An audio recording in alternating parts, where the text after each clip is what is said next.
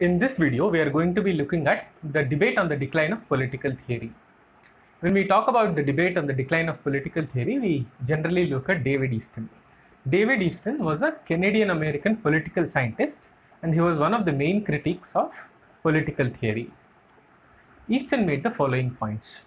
The first one, political theory is based on mere speculation. It is not based on observation, and no proof exists for the theories. I repeat, Easton says that political theory is based on mere speculation and there is no observation involved. Hence, there is no proof for the theories. They are just simply theories. The second point Easton makes is, political theory is devoid of any acute observation of any political realities. Easton says there is no observation of any political realities and it is only theory.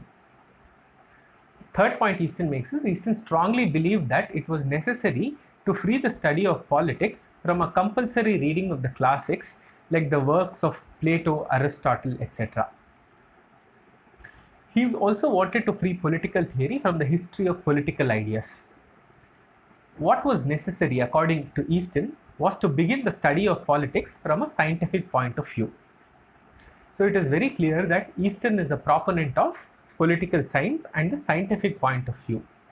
He criticizes political theory, saying that the study of politics should be made only from a scientific point of view and not just from a theoretical point of view. Easton further went on to say that he wanted to free politics from a compulsory reading of the classics like the works of Plato, Aristotle, and the history of political ideas, like when we study Marx or Hegel or Locke, Hobbes, etc. So he wanted to free them from the study of history of political ideas.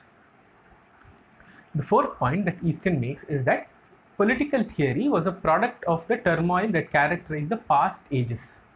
Why should we continue to live parasitically of age-old ideas?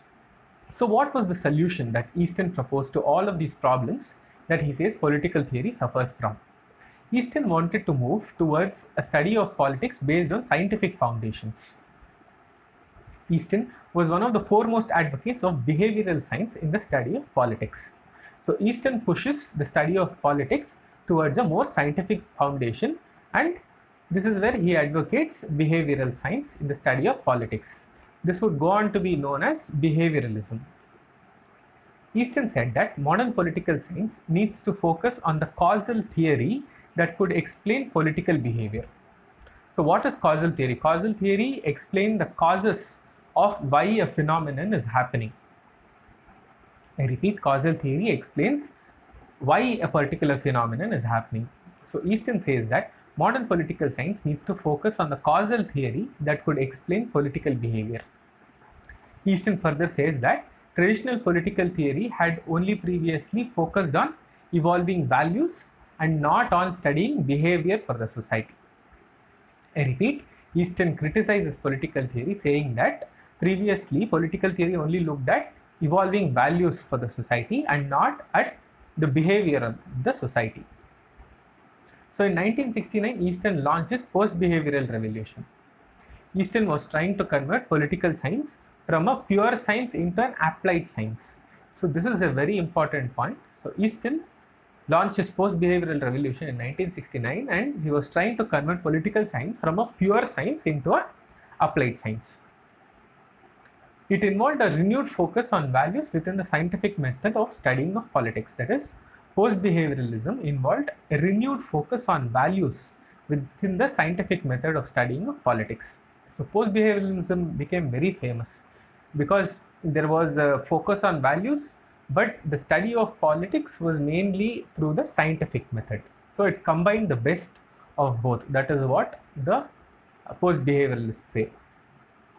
So now let's look at the other philosophers and political thinkers who criticized political theory. We look at Dante Germino. Dante Germino identified two main causes for the decline of political theory in his book. His book is Beyond Ideology, which was published in 1967. So the first point that Dante Germino makes is that rise of positivism, which led to the craze for science. I repeat, the first point that Dante Germino makes is rise of positivism, which led to the craze for science. the preeminence of political ideologies which culminated in Marxism. This is the second point, that is, the preeminence of political ideologies which culminated in Marxism. This all led to the decline of political theory. This is what Dante Giannino says. We also look at positivists. Positivists were interested in studying the political phenomenon and the facts associated with it without worrying about the associated values.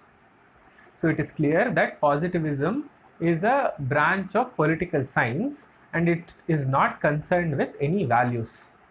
It only studies the facts associated with a political phenomenon and it leaves the values aside. So positivists feel that values are arbitrary. I repeat, positivists are interested only in studying the political phenomenon and the facts associated with it without worrying about the associated values.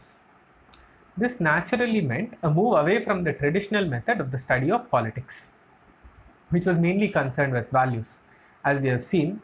So initially the study of politics was only concerned with values. So this was a deviation from the traditional method of the study of politics. We also saw the rise of empirical theory of politics during this time. So the rise of empirical theory of politics also impacted the decline of political theory. Empirical theory asserts equal importance of all social values and it denies that certain values are intrinsically greater than certain others. I repeat, empirical theory asserts equal importance of all social values and it denies that certain values are intrinsically greater than certain others. So empirical theory is saying that all social values are same. It is not that one value system is greater than the other. So this begins to sound like moral relativism, where you don't care at all as to which value is worth pursuing and which value is not. Just as well, most of the eminent study of politics was based on the sciences in the second half of the 20th century. We also look at Rawls. Rawls adopted the empirical method to arrive at his principle of justice. I repeat, Rawls adopted the empirical method of political science to arrive at his principles of justice. We will read about Rawls in great detail as the course goes on. We also look at Popper. Popper was an important critic of Plato and his ideas. He was an eminent exponent of the scientific method. So you can see why Popper was an important critique of Plato, because Plato was a philosopher mainly and he was a political theorist also. Popper on the other hand is a political scientist. So he criticizes Plato and it is a very important topic. Popper drew some very important conclusions on social values. Despite being a logical positivist, Popper did not entirely denounce values as being subjective.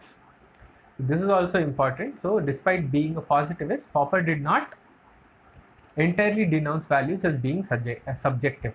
Like other positivists, he did not dismiss values as being entirely subjective. In his theory of three worlds, Popper would try and reconcile fact versus values, science versus philosophy dichotomy. I repeat, in his theory of three worlds, Popper would try and reconcile fact versus values and science versus philosophy dichotomy. This further led to a tilt towards logical positivism. We also have Seymour Martin Lipset in his book Political Man, The Social Basis of Politics, which was published in 1960. In the book, Lipset asserts that the age-old search for a good society had come to an end as the good society had already been achieved. I repeat, in the book, Lipset says that the age-old search for the good society had come to an end as the good society had already been achieved. In addition, the very narrow focus of Hegel and Marx would also contribute to the decline of political theory. I repeat, the very narrow focus of Hegel and Marx would also continue to contribute to the decline in the interest in political theory. Hegel was primarily concerned with the territorial state and Marx was mainly concerned with the proletariat class. Neither of them really advanced their studies on the basis of values and how it should shape politics. I repeat, Hegel was only interested in the territorial state and Marx was interested in the proletariat class. Both of them were not interested as to how values would affect politics. So because the main thinkers of the 19th and 20th centuries were mainly focused on sciences, political theory would go on to take a hit. So even as there was a decline in the traditional method of the study of political theory, it came to be seen that political theory could not be entirely discarded. That much is clear. Values and ideas could never be entirely discarded. Hybrid methods of study involving the study of values and observation came to the fore. So this is what post-behavioralism also did. So it was a hybrid method of study involving the study of values and observation. Post-behavioralism is one such revolution in the study of politics that argues that the study of politics cannot be entirely value neutral. So post-behavioralism is a scientific, uses the scientific method, and it also says that the study of politics cannot be entirely value neutral. Political science, like other social and natural sciences, enables us to strengthen our means, but we will have to resort to political philosophy to determine our ends. I repeat, political science, like other natural sciences, will help us strengthen our means, but we will have to resort to philosophy to determine our ends. Means and ends are not diverse from each other. Hence, political science and philosophy play complementary roles, and they will continue to be studied together, which in turn is nothing but political theory. Thank you.